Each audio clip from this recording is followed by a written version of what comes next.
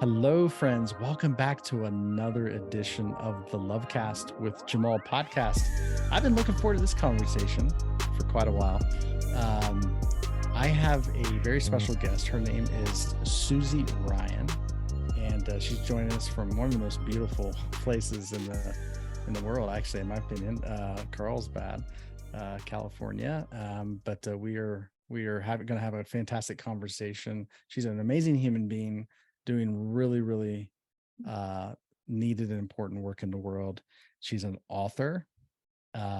She wrote a book called Saving Summer, which we're excited to talk a little bit about as we get into the conversation. She's an educator, athlete, and she's a survivor of something called SCAD, right? I don't know if it's pronounced SCAD, but we'll definitely talk more about that as we get into the conversation. But before we do all that, Suzy, thank you for being on the show and for making yourself available to us.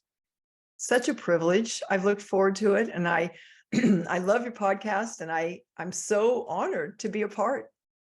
Oh, well, thank you. I set an intention a while back that I wanted to have, and I really believe, I know you do as well, but the power of intention, to me, it's it's a very high form of, I would even call it prayer. When you set an intention, and I've set an intention to have the perfect guests on my show, the guests that have, and it works. It's amazing that the right people just come to me and appear on the show. And so you are a manifestation of that intention. So really glad you're here. I feel so special. I feel so important. Thank you. We all need to feel important, and you just made my day.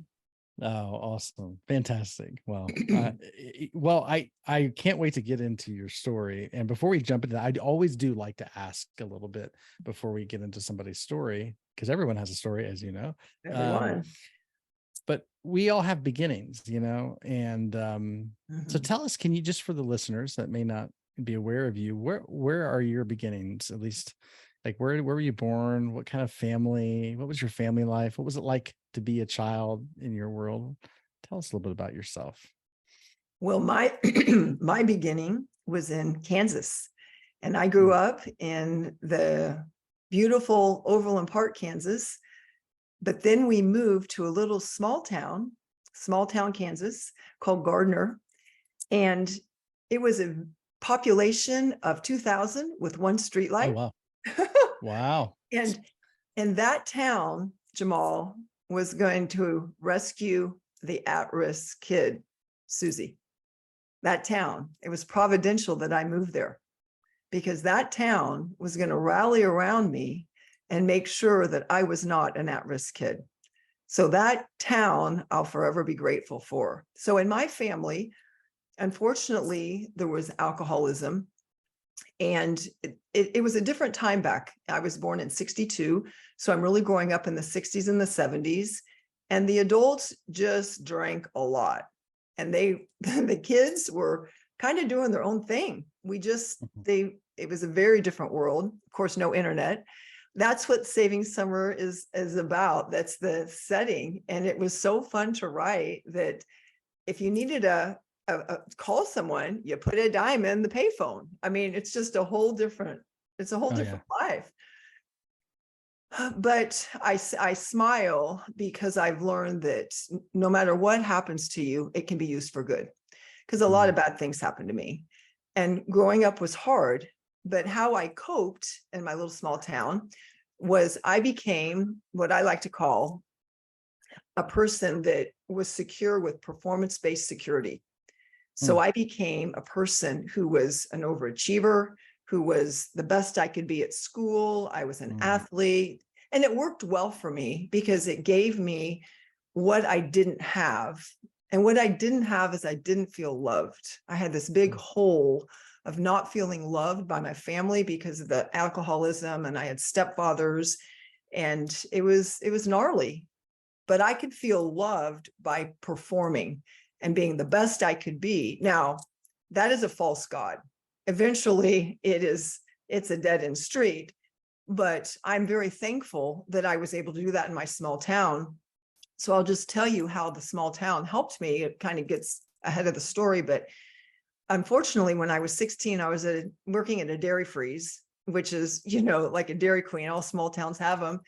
Yep. And I loved it because it was the cool place to hang out, and all the teenagers came, and I got to eat all the food, and oh my gosh, it was great.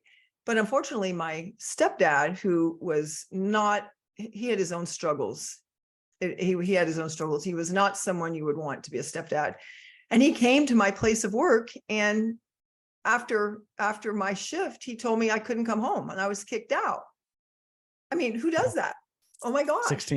16. And I'm worried about my math test the next day, because math is a struggle for me, and I need to get to college, and I'm a track star, and I've got regionals, and I've got to get to track practice. And all of a sudden he drives his truck away from the dairy freeze in Gardner, Kansas. And I'm thinking, oh my gosh, I'm homeless. What am I going to do? Oh my gosh. And Jamal, I think back now, even telling you this, it is absolutely surreal. It was surreal how calm I was. Now I'm starting to sweat. Good thing I wore a sleeveless shirt, right? I got my tank on, because emotionally I was devastated. But I thought to myself, and this is all in the book, I fictionalized my story. I thought, I am not going to let him see me sweat. I'm going to say, I'm going to make it through this. I'm going to figure out a way. And the way out was this small town. My math teacher, and he was my coach too, he let me live, Jamal, with his brother and his brother's wife 2 years until I went to college. Who does that? Small town Kansas does that. Is that a great story of that town who rallied around me? And you know what, Jamal? The next day I made it to school on time. I didn't miss a day of school. Jamal, I had never been in the house that I moved into. I did not know the people. I didn't know these people. I show up with 3 trash bags. My 2 friends helped me get the stuff out of my house. And then I show up with trash bags.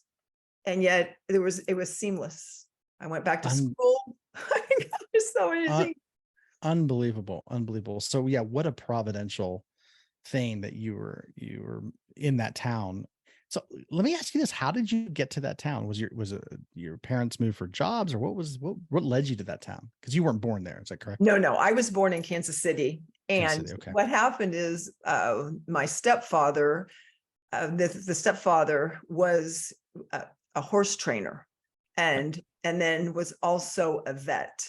So moved to the country. Gotcha. So I had quite a few stepfathers. So it kind of gets blurred a little bit. Okay. So this step, which is a little bit scary in itself.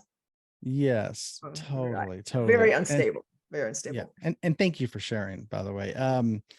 This particular stepfather that when you're 16, you're working at the dairy freeze and he kicks you out. Was that a different stepfather than you had initially had when you moved to the town? Yes, it was. It was. Was this a shock to you? I mean, obviously, like, did you see this coming, or was there a strained relationship, or what, how did that happen? How did that lead to that moment? Exactly. How does that happen? That's such a good question, because I was totally floored. Now, it's not that it was easy at home, right, because he was having problems with my mom, but I was trying to be the perfect stepdaughter, cleaning the house, making food, taking care of my brother. I was trying to do everything I could, because that was my personality. And I like to please. I liked for people to be happy. That's how God made me. And when he came and told me that, I couldn't talk, but there was something, Jamal, and I know this is God, deep inside of me. And I didn't know anything about God, but I knew somehow I was being rescued from this house. It was an awareness. And I would not have been able to verbalize that to you, but I knew it was my chance to get out of a very unstable alcoholic house that was very difficult. I knew how hard it was, and it was hard. I knew it's almost like I was on a roller coaster ride where you have to hang on. I just thought, I'm going to hang on and it's going to get better. And it did. And I cannot believe I had the maturity to even feel like that at 16. But I know, especially looking back, that was the best thing that could have ever happened to me, to get You out of know, that house. It really was, because I moved into this house that looks like a Leave It to Beaver house. And I put this in Saving Summer. And I had an editor who said, you got to take out all those references. And I'm like, no, this is, if you don't know what Leave It to Beaver is, Google it. I'm a teacher. So I always tell my students, Google it. We're not going to dumb it down for you. So the Leave It to Beaver house was this perfect house with these two marvelous people that had already raised their son. They welcomed me in. Jamal, they won't even take a penny, which is a good thing because I had no money. I think I had 10 cents for the payphone. I mean, I didn't have any money. They took no money and they fed me and they let me live there till I went to college. So this amazing. perfect house was just amazing. And it was so calm and there was no stress there. And I thought to myself, this is what it's like to get up and just go to school and To be a not kid. to be a kid. And I really never had that. I just got to go to school and worry about school and track. It was amazing. That is amazing. You didn't have to perform for your Yes. room and board, basically, like you had been. And that's such a wise connection, because that's what I was doing. And really, I guess, Jamal, it's kind of a good thing because I was only one mistake away of being kicked out. Now, I mean, that's ridiculous.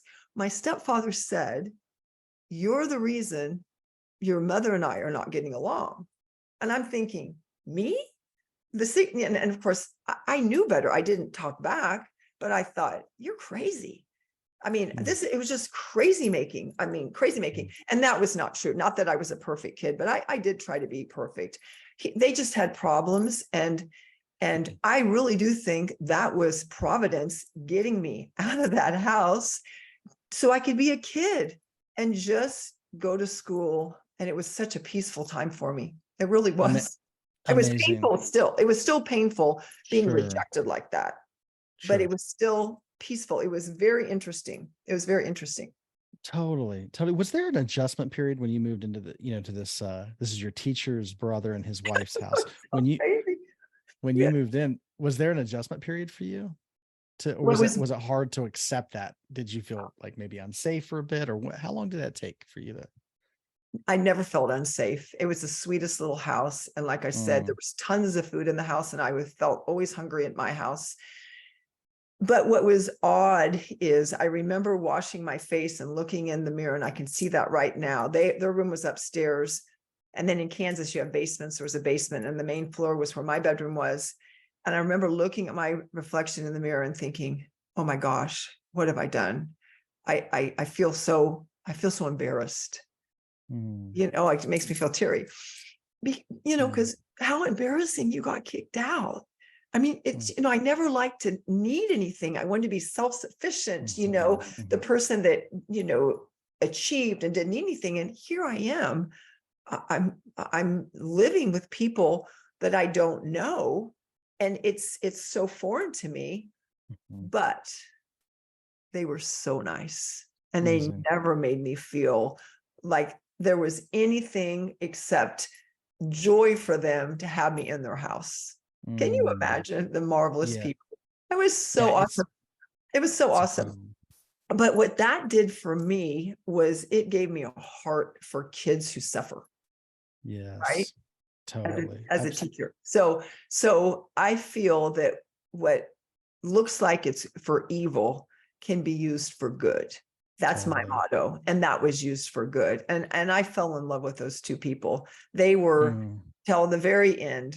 And they both are deceased now. And part of the reason writing the book, I really did want to give them a shout out. Now I fictionalized it, but it is true, me getting kicked out and this phenomenal family letting me live with them in my little small town in Kansas. Amazing. And I like when I think of the concept at the conceptual level of fatherhood and motherhood, I think these are monumental. Like the truth of motherhood, the truth of fatherhood is so vast. that it does sometimes come through our parents, but it's so vast. If it can't come through our biological parents, it will come somewhere else. It will come through because it's for us. You cannot suppress that essence. And so I love it that there's these two other people in your town Okay. that says, oh, can't come through there, so it's going to come through here. But you were mothered, you were fathered, which true fatherhood and motherhood, there is no strings attached, right? It's unconditional love. That's a brilliant comment. That's a brilliant comment. That's really great application because it comes. And that's what we are called to do, is help the people. And I want you to know, I forgive my mom and my stepdad. I forgave them because they had their own struggles. Truly, it had nothing to do with me. It was nothing. I was just an easy target. It had nothing to do with me. It was nothing to do with me at all. Amazing. And I'm sure that was a journey, even just discovering that truth, right? That it wasn't absolutely personal. It's a decision, and then you act on it, and then you feel it afterward, and then you realize when you look at it from their point of view that it had nothing to do with you, and that comes with maturity. But even when I was kicked out, because I somehow knew that I was being rescued from a really bad situation, it made it easier for me to almost be relieved. It was still hurtful, and it was still a process. It's very complicated, but it makes me understand people that have these complicated issues. You love your parents, no matter, Jamal, no matter how they're treating you, you love your parents. 100%.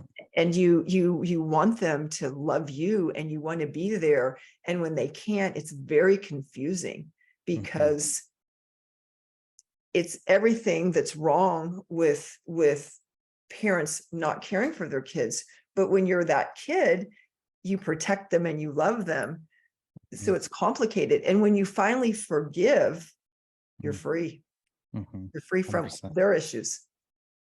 Beautiful. Absolutely amazing. And so when I wanted to ask you, so you're now living with this beautiful family.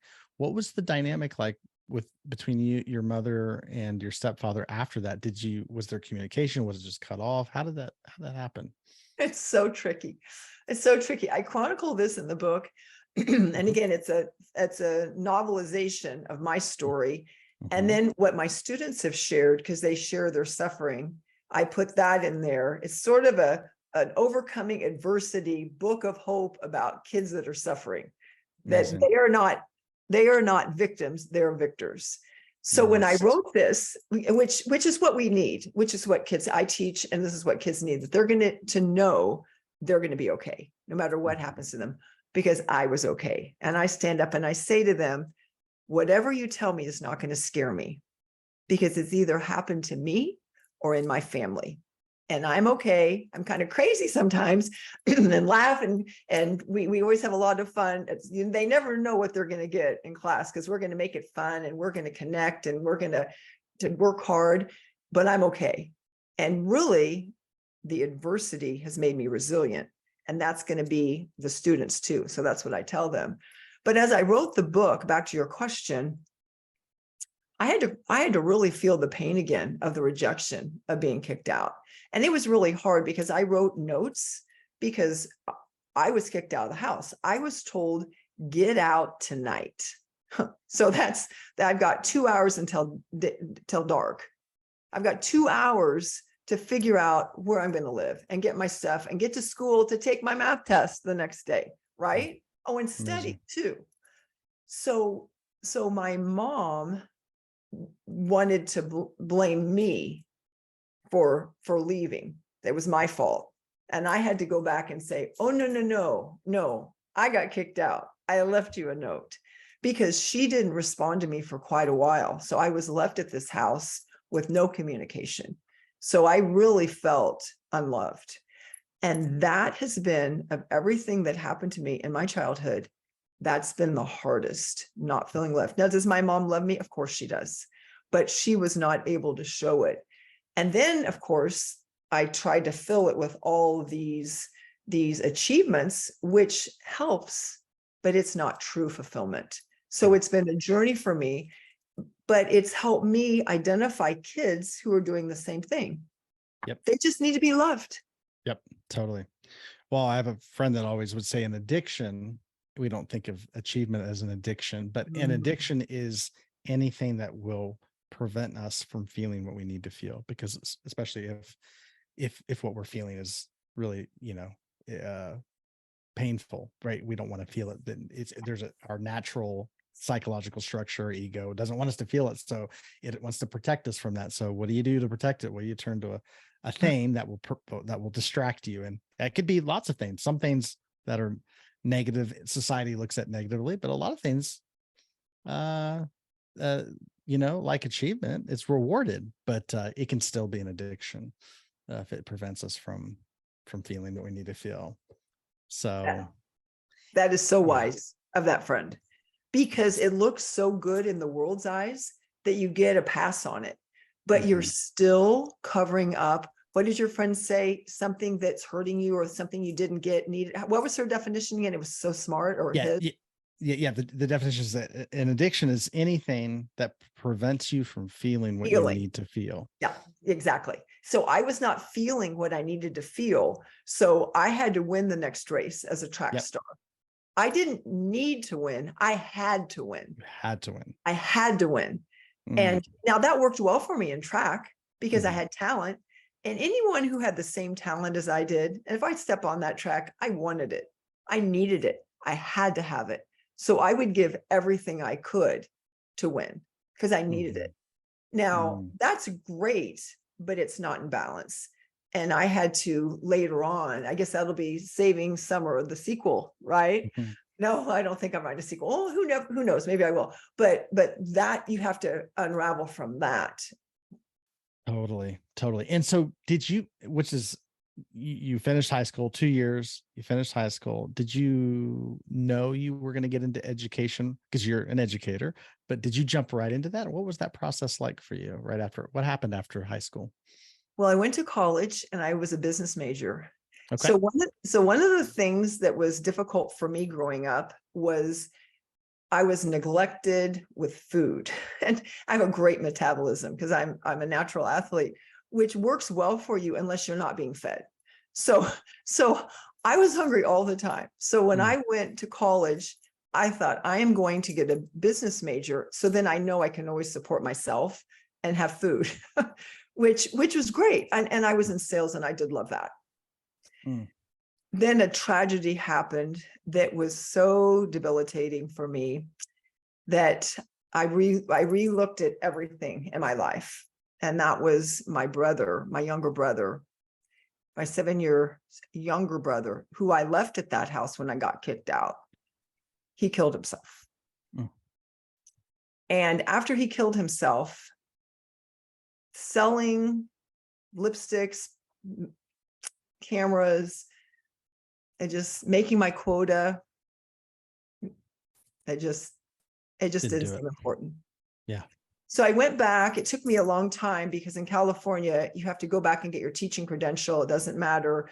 And then I didn't have an English credential. I had a business credential. So I had a lot of work to do. But eventually I was able to get a teaching credential and start teaching.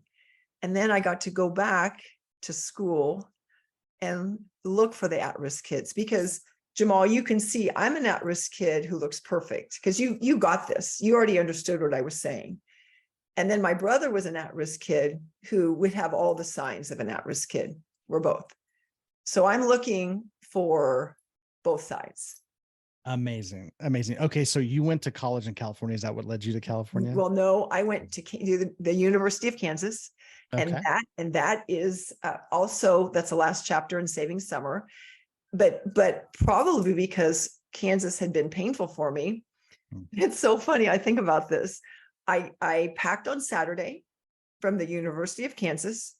I graduated on Sunday, and I took off for California on Monday with $1,000, Jamal. Woo-hoo. Amazing. And that's what brought you to California. Just wanted a new start, new chapter, new season. That's exactly right. I had $1,000 Wow. though, Jamal. I was ready to go. I mean, this was in 84 when I graduated. Mhm. And that $1,000 didn't last very long, but I made it and I love it here. And I feel so blessed to be able to live here. I love my background in Kansas, but it was nice to have a fresh start because you alluded to this earlier. Everyone in that small town knew that I had gotten kicked out or something weird had happened.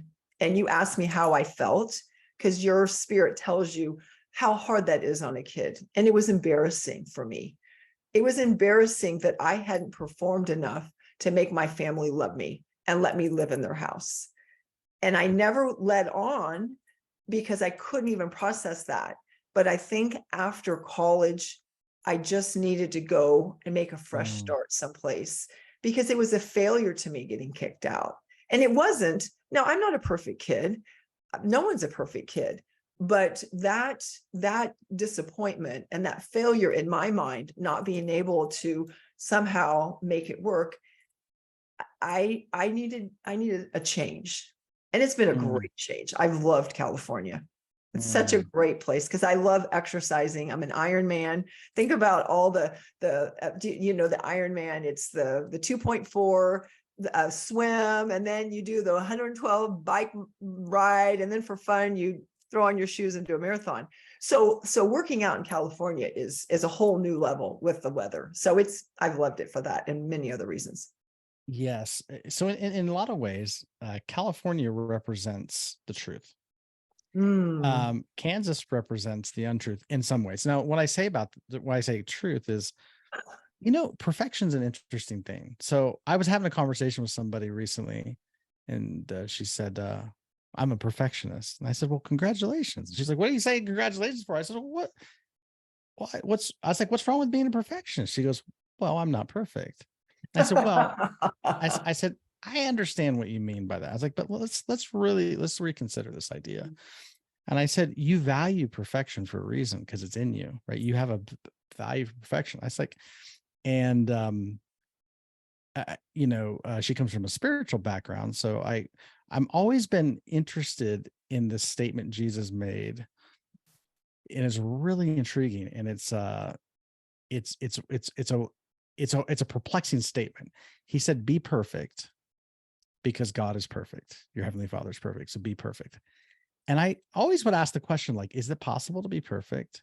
How could we be perfect? And so in one angle, if we see it as performance, no, we can't be perfect. But what if perfection isn't about performance? So the question is like, be perfect. What's our model? Well, God. Well, what does God do to be perfect? Nothing. Just the key word is be. Mm. Be perfect. Well, how do you be? You just are. Mm. And when children are born, Mm. parents will often say that. Mm. Especially when the baby's sleeping in the crib, they'll peek in and they'll go, oh, look, just perfect. And it's natural. It's like, well, what is the baby doing? Nothing. Being. So you come to California, what are you doing? You're just being. It's a fresh start. You start from perfection. I always say, if you start from perfection, then the fact that we are in progress, because I was having this conversation with a lady, and she goes, well, there's always things. Are you saying I don't have no room to improve? I'm already perfect? I said, well, improvement, what you call improvement, is just process. Oh, We're all in process, right? When your child is crawling and they're trying to walk, it's great, right? We don't look, if the child falls down a few times, we don't go, they're failing. No, we say it's fine, right? Because they're in process. We know but they start from perfection. Our perfection's our starting place. Then we can welcome the process. We're here to grow. We're here to learn. We're here to be in process. But what if perfection is all about being? And I love that you come to California you just get here and you're going, there's a fresh start here. There's no judgment. I'm perfect here. And so then you build a life from Jamal, that starting point. Jamal, you are so discerning. That right there should be given to all people who are perfectionists, because Mm. what you have done is you've unpacked and you've unraveled the state of being. And that's exactly how I felt when I got to California. I didn't Mm. have to perform or be, I just got to be. And it Yes. was such a Yeah. relief. I just got goosebumps all over my body. How you analyze that is brilliant. Mm. Well, that's beautiful. And I'm so happy you're in education because, kids, like, oh my goodness, um, my wife's an educator. She is in special education and Oh, is, and you talk about trauma, and oh, she comes home and she tells me stories of like what oh, she's seen. And she's like, I'm supposed to just act like I didn't see this. And I'm oh, like, and I don't hear these things that they're oh. saying. And I know this is going on, when they leave the school building. And it's just like, so I guess a question I would have, and I want to get more into your story, which we will, but I would like to ask you as an educator, um, what are the signs of trauma? Like you had a certain quality. A lot of people wouldn't even like, they would say, oh, you're the model. I mean, look at this athlete performing, you're doing well, you're responsible, you're doing, but a lot of that was trauma. But on the flip side of it with your brother, and he had the signs of trauma that maybe would be a little more recognizable. But can you talk a little about what are the signs of trauma? What are those?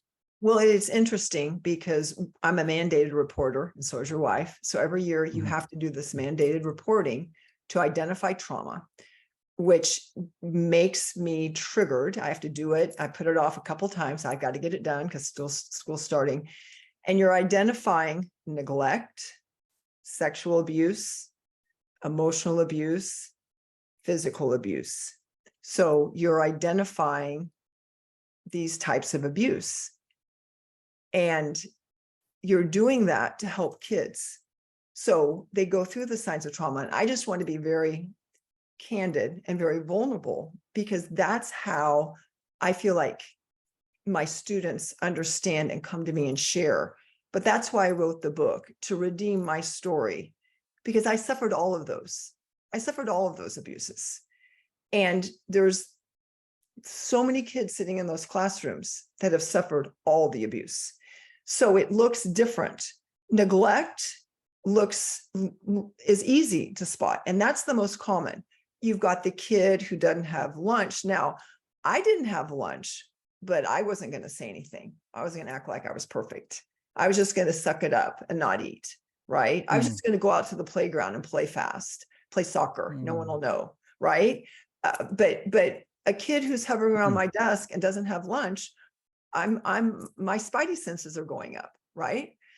mm, If they're always in the same outfit. I mean, these are easy. If they're not getting their homework done, if they're coming in absent or coming in tardy, and then absent a lot. I mean, those are easier to spot. But also, if they won't connect at all, there's a problem. But on the flip side of that, and this would have been me, if they're trying so hard, like I was the kid, and I don't know if your wife can have stories like this, but I had my hand up, oh, call me, because mm, I needed the teacher to call on me. So when I have mm. those students, and if if they need this unsatiable amount of attention, my spidey senses are up again too, because kids that are getting what they need at home don't need that. Does that make sense? It So, makes total sense. so Unreal. you're always watching. And then for the sexual abuse, if you have kids that are yelling out inappropriate things in class, Mhm. and I teach Yeah, seventh grade and I teach middle school, sure. if age appropriate comments or non-age appropriate comments, I mean, uh, Yep. I've confronted kids because there's something else going on. And it's really tragic because then I have to call CPS. Like I tell my students that again, if you suffer, you can tell me, but if you tell me something, I'm a mandated reporter. So for your safety, I'm going to have to make sure Sure. that I have to tell someone. And I've Yeah. had kids pulled out of my class immediately from what I've seen, because I'm always looking for the quiet one, the one that is hiding in plain sight, and the one who is absolutely so obvious that we've gone to that student's house and done a house checkup. So we really, as educators and even just as human beings, need to be Sure. aware in our sphere of influence what the kids are doing. Because here's what I know to be true. And you sort of alluded to this before about the family that loved on me. It only takes one person Yep. to connect That's and it. let this person know they're going to be okay and love on them. One person. Yep. And it doesn't have Yep. to be your family of origin. And Yep. that's what we need to be doing. That's why I became vulnerable, fictionalized my story, put myself out there, because I want to redeem my story and Mm, use it for good. So kids who have suffered yes. know I'm going to be okay. I'm resilient. I'm a victor. I'm going to Yeah. use it for my destiny to help people. Well, yes. And something you said earlier was really powerful. You know, when you're even in the classroom, when you're with your children and they may be going through lots of abuse or trauma. And you said something like, I'm okay. Nothing you're going to share with me. I'm okay. I'm not going to be surprised. It's our okayness that is the healing balm for people. It's our okayness. And sometimes that's like we can feel powerless. Like, what can I do? How can I help? But it's like, if you're okay, that does so much. Oh, That's why our healing journey is so important, to go through, which is tremendous. And I'm so glad you're in the space that you're in this education, and even to redeem. In many ways, your brother's life is being redeemed constantly in your work as a teacher, I'm because you giving wouldn't be you an A there. plus. I'm giving you an A plus. As your teacher, I'm not your teacher. I'm giving you an A plus because you get it.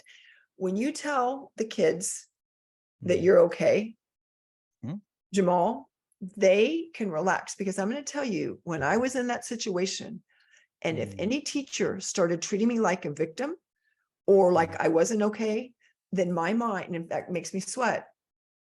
I started thinking, oh my gosh, I'm worse off than I thought. They think I'm not okay. That's Right. right. And that Mm-hmm. panicked me, because I knew I'd be okay. I may be struggling right now, but I knew I was going to be okay. I Yeah. knew I wasn't going to be beaten. So we have to let those kids know that they're okay, because they are. Mm-hmm. The second thing is, you got it. This is why I wrote the book, to keep my brother's memory alive. He would love Yes. it. He would know that I was going to do it. He would know I would make his life count. And I have. And that is who the book is dedicated to. That is the reason I became a teacher, the reason I even understand suffering kids. I love that I kept my brother's memory alive. Beautiful. Absolutely stunning. Stunning. Well, children are always looking for is maybe unconscious, but like, if you're dysregulated in some way, breathing's dysregulated, there's nervous system's dysregulated, we're looking for that anchor. Like, where can I kind of anchor to regulate, and I've actually heard some stats like, children will actually, like, if they're not breathing correctly, if they will automatically gravitate to the adult in the room and will mimic their breath, their and so, like, if you're, as the adult, if you're nervous, then that it obviously causes that response in the children, because the children are kind of hardwired in our biology to look for that safe ground where we can begin to regulate ourselves. And we, as children, you need that in the adult. You need to anchor to something. So that's why trauma is it's so easy for children to be traumatized, because if the adults are traumatized, then that's the standard that we're gravitating towards. So yeah, so good. I guess a question would be, and I kind of want to shift gears just a little bit. So trauma, like, and a lot of the work that I do is energy in the body. Like, if it doesn't get dealt with, Oh, oh, it starts to wreak havoc oh my internally, right? gosh. Yeah, we know that. And research provides that. Yes, Yes. great book out there called "The Body Keeps the Score." That talks about, and kind of it gets into Yeah. the science of that, right? Yeah. Of how that works. But can you talk a little bit about your journey, your health journey, right? So SCAD. So T- I'm glad you brought that up.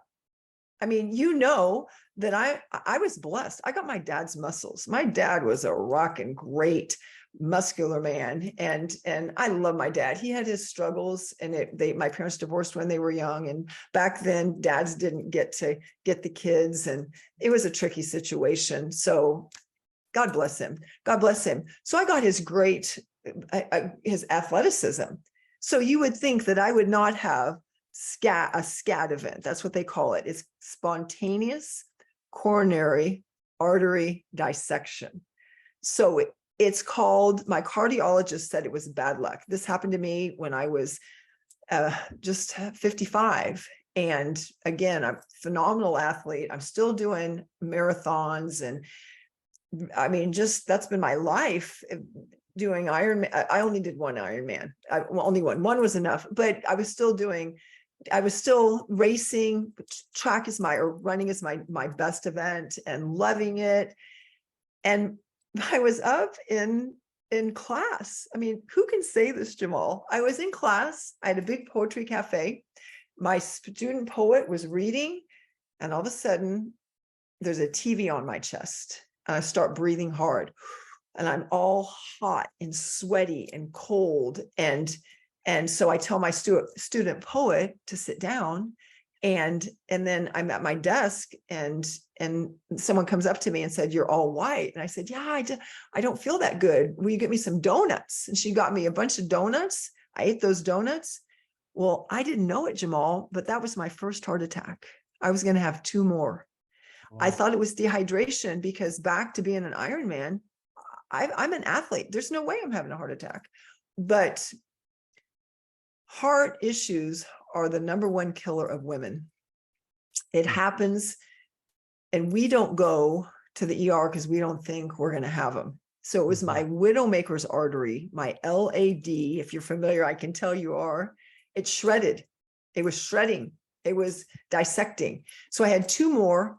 And then throughout the week, but I was running every day. I was biking to school. I was swimming, but phenomenally, because I had such a strong heart, it was sustaining me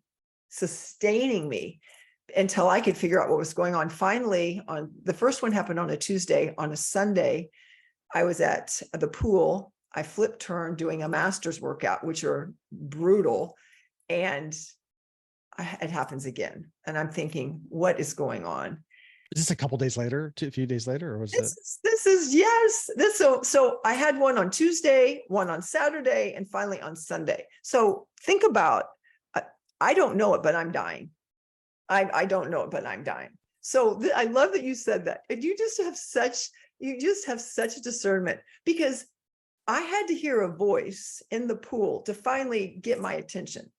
I hear a voice, Jamal, in the pool that says, "Stop swimming, get out of the pool." It is not a harsh voice. It is a loving, strong voice that you do not disobey. I stopped swimming, got out of the pool. And that's when I realized, okay, I'm something's going on here. And so my daughter took me to the urgent care. They still could not find anything. They took me to the ER. They could not find anything, because I had this rockin' strong heart.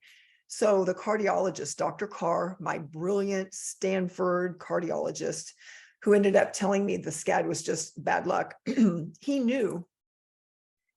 told me later, he knew he had to take my case because it was so strange, because they couldn't find anything. And all my EKGs were fine. My EKGs were fine. So think about it. If I wouldn't have gotten out of the pool, I would have died. If he would have sent me home, I would have died. So the next day I was still okay, and he was going to do a stress test. And then he went and he gave me another EKG, and all of a sudden he said, "No, we're going into the cath lab." So we went into the cath lab, and he realized my main artery was shredded. And so he had to put in 3 extra long stents, and he saved my life. Amazing. And my heart was completely healed. Amazing. So the artery itself was shredded, shredded. My main artery. And did they ever figure out what that's from?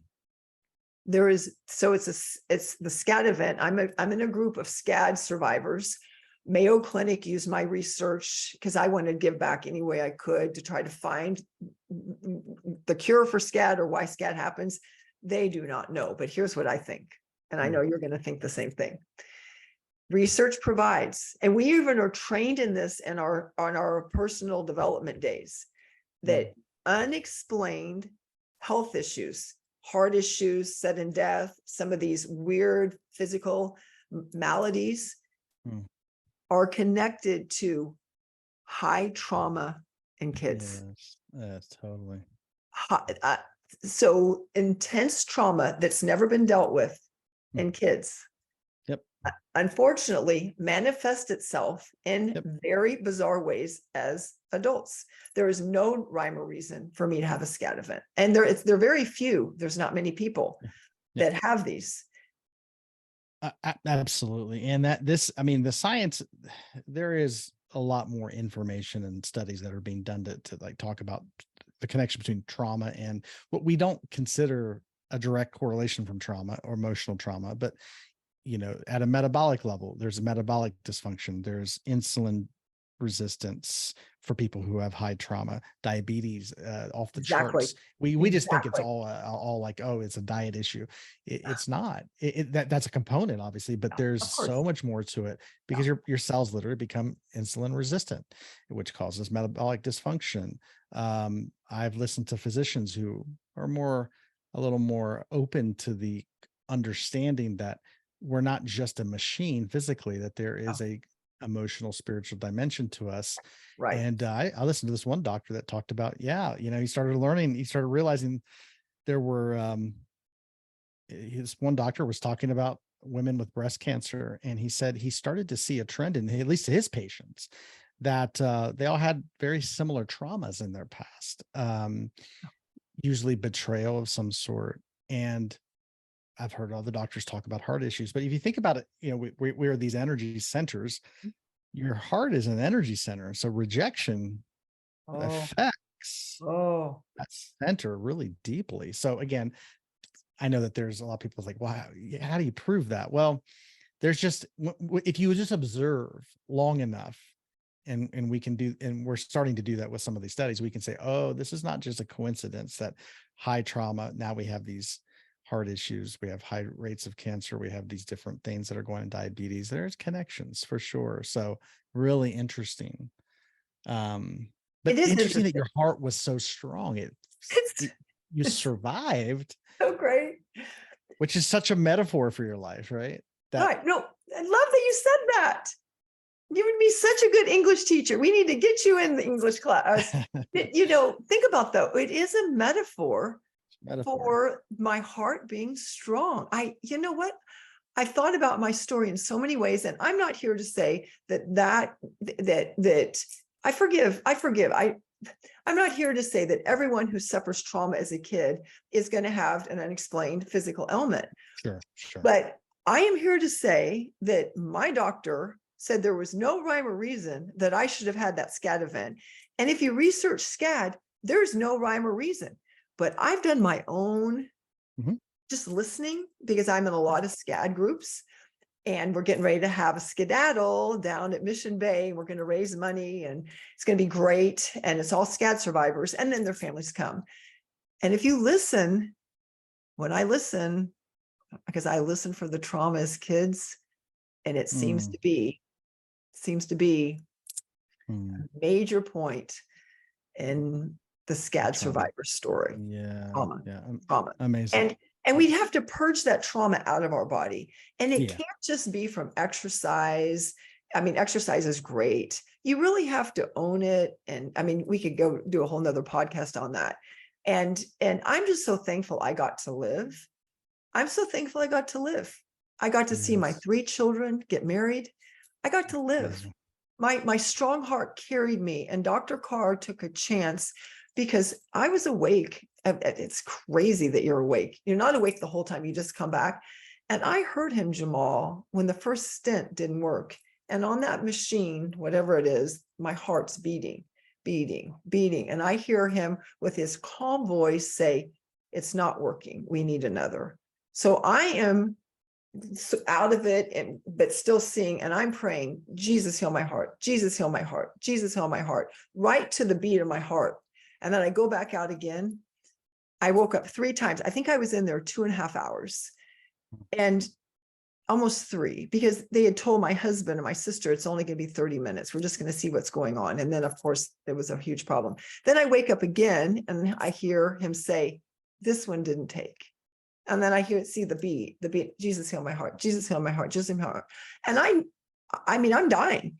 And then I wake up a 3rd time and I hear him with a slight inflection, this one took. And I know I get to live. And I went back out. I got to live. I get to share Yes. my story. Yes. And what a life you're living. And your life just speaks to how supported you are, right? At every turn, you were supported with people at the right place at the right time that was able to step in and support you. And that's what you're being to so many other kids now, is that support. I want to ask you about, you have a publishing company. Yeah. So Yeah. it's like, what, like, it's just like when you think you get to know somebody's story, you go, but you're also a publisher. You have your own publishing company. Tell us a little bit about that company. What led you into becoming a publisher, in addition to being an educator and an author? And an author. I would love to do that. I just have to, I'm getting such a charge out of you because you are so savvy.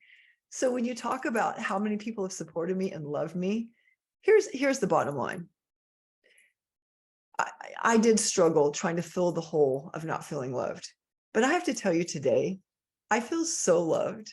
I have so many people that I just love them and they love me. I feel so supported. I feel so blessed. Jamal, I've had such a blessed life. I feel so loved. And that's my message. If it's rough now, it's going to get better. And then you become what you didn't get, right? I became what you didn't get. That's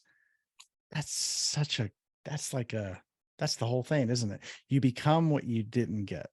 Yeah. And then you heal.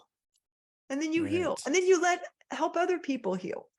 And it's used for good and it's redeemed.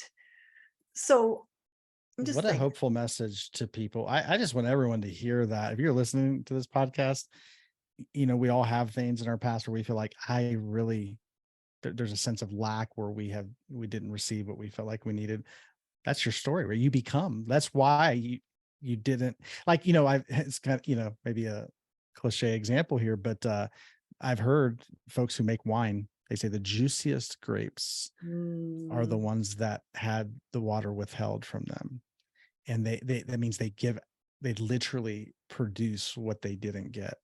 And that becomes you become what you didn't get. I love that. So that if you become that, then it's like that well, like, it's like, oh, it's within you. Like, it never ends. You become the infinite source of the thing you so needed. I love that. I feel like I need to have you come be a guest speaker in my class, because you have that is such a great analogy with the wine, and it just makes it so important, So thank you for understanding, because that has been my message and you get it. And I love when people get it. It's so validating. So thank you for validating me. So really quickly on the publishing company, I've told you that my story is novel. It's a novelization of my life and the students' stories. So I couldn't give anything away. I couldn't give any of the control to anybody. So I decided to start my own publishing company so I could publish my book and do exactly what I wanted with it. I wanted the cover that I wanted. I wanted like I had an editor who wanted me to take out all of the brand names. And if I would have been in a publishing company, I would have had to do what they said. And I said, I can't take out the brand names. The 73 Nova I drove is a character in the plot. That's what the 350 SS, or no, a 350 engine SS was my super sport. That was what I was speeding away from my house with my bag of clothes. I mean, that's a character. So anyway, I love that I started Warrior Publishing. It's an LLC. And I was able to publish my book from Warrior Publishing. And I'm a teacher, so of course I don't have a lot of time, but my goal is to find other warrior stories and help them publish theirs. I love it. Beautiful. Absolutely amazing. Well, I could talk to you all day. We could just go on and I could talk to you all day. And if I had my 350 V8, we would speed down Highway 56. It's close to my house in Gardner. yes. Because I sure did a lot of that when I was living there. So fun in my car. Yes, so that was the era for muscle cars for sure. That's right. That's it. Here I have this muscle car. Can you imagine flying down in my muscle car? And it was fast. It was fun. Oh yeah. Yeah, amazing. Well, if you could leave the listeners, and you already have, I mean, there's such gold in this conversation, but if you could leave the listeners with one thing, what would you want? One thing? What's one thing you would want people to walk away from? Or walk away with, I should say. My motto that served me well is forgive fast. Fast. And love fiercely. Beautiful. Because if we forgive fast, we're going to empty ourselves of everyone else's darkness. No darkness can touch us. We forgive fast. And if we love fiercely, we're pouring back into people. And we get the blessing. Yes. Beautiful. Because really hurt people hurt other people. We know that. But free people free other people. So if we forgive fast and love fiercely, we're actually freeing other people. And that's what the world needs today. Yes. Liberation. Absolutely. I love it. Suzy, thank you so much. This is so rich. And if you're listening to this show, I encourage everybody, go and get Suzy's book, which is Saving Summer, right? It's available on Amazon, but you can also go to the website, which is SuzyRyan.com. Is that correct? Yes, it is. Suzy, SuzyRyan.com. Suzy Ryan, SuzyRyan.com. Go to the website. You can get the book there. Thank you for being so generous with your time and your story and your life. And thank you for being an educator. It's such, the harvest is so plentiful, right? And the laborers are so few, as they say. I love that. That is so true. That is so true. And the more I, hear stories just from, being married to a teacher, Educator. I just, it is absolutely so needed. Like, this is such a, I went, not to get in my story, but I was a high risk kid walking through the halls of my high school, going nowhere fast. And one teacher asked me one question. They saw me out of the crowd. I wasn't even my teacher. I don't even know how she knew my name. And she asked me one question, and it changed my whole life. She just said, "What's to become of you? I just want to know." Changed my whole life. I wouldn't be here today. Jamal, oh my gosh, that is so beautiful. Every teacher needs to hear that. Yeah. Every teacher needs to hear that. I'm going to share that. We go back next week, and I'm going to share that. And think of now you on your podcast helping other people. It just keeps giving and giving and giving. That's why we have to see everyone, love fiercely. That teacher loves you fiercely. Yeah. She just saw me. And it was like, how did she see me? She didn't even know me. And she saw me, and no one had saw me like she saw me, and asked a question. And it wasn't judged. There was no judgment in the question. It was literally like, I want to know what's to become of you. I'm like, I don't know. It awoken something in me, man. It changed my life. So you're doing this all the time. You're just showing up and being okay, which is absolutely amazing. So thank you again, guys. I would love to hear your feedback. As always, give us or share with us your comments, questions. Obviously, I would encourage everybody to rate and review the show, as that helps the podcast get more exposure. And until next time, guys, take care. And Suzy, thank you again. Thank you, Jamal. Bye-bye. Bye.